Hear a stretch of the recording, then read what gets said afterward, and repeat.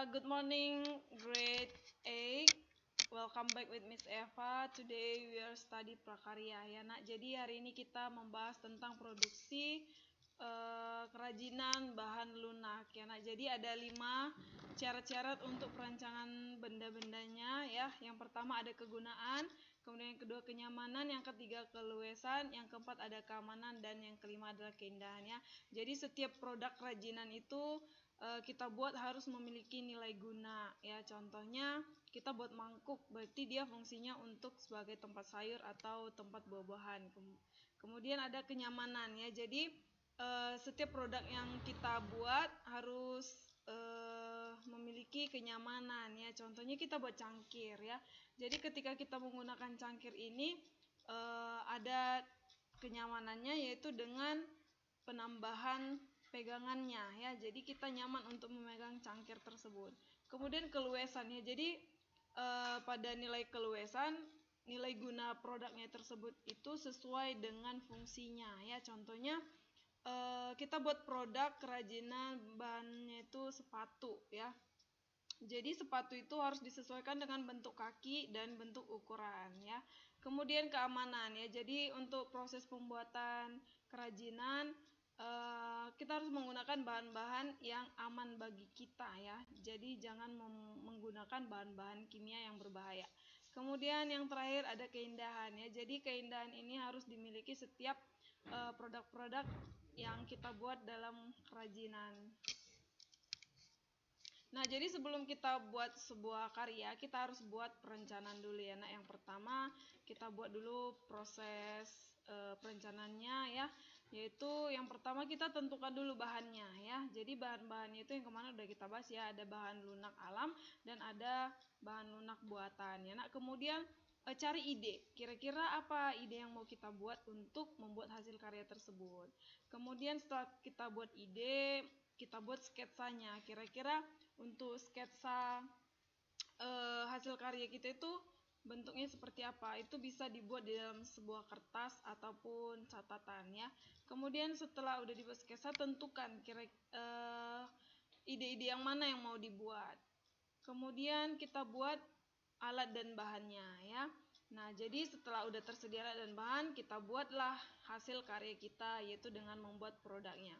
Kemudian setelah kita buat, nah, jadi tahap ini kita evaluasi barang tersebut ya. Jadi barang tersebut harus kita evaluasi dan harus kita uji ketahanannya. Terus yang terakhir adalah revisi ya. Jadi produk kita tersebut harus kita revisi. Contohnya nak, kira-kira di produk ini yang kurangnya yang bagian mananya gitu ya. Nah, jadi untuk proses kerajinan keramik ya, namanya juga keramik, berarti dia berasal dari tanah liat, kemudian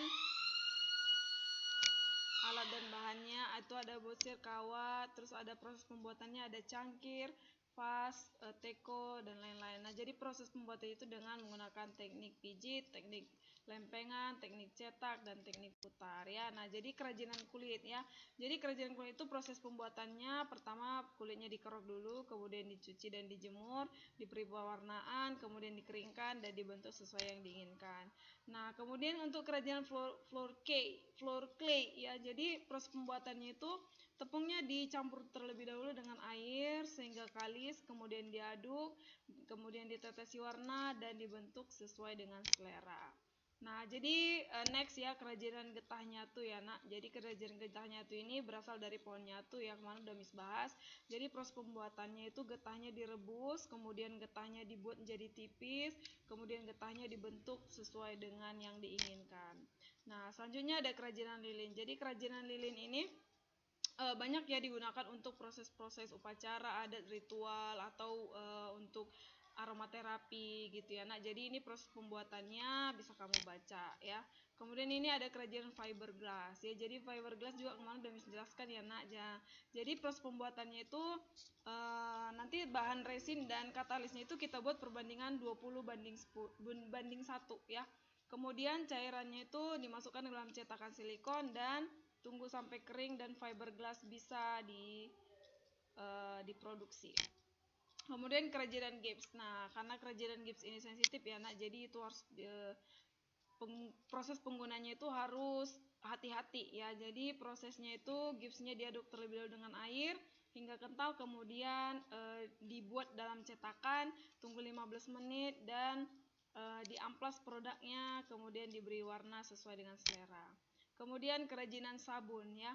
Nah, jadi kerajinan sabun ini merupakan bahan lunak buatan ya. Jadi bahan sabun ini bisa kita gunakan dengan bentuk cairan ataupun batangan ya. Jadi proses pembuatannya itu sabunnya di sketsa dulu mau buat bagaimana, kemudian kita lakukan yang namanya pencukilan ya nak. Jadi pencukilan ini seperti teknik ukir ya.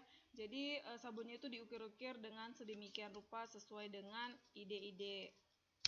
Nah, jadi ini ada kerajinan polymer clay. Jadi polymer clay kemarin kita bahas ya, apa beda polymer clay dan plastisin ya.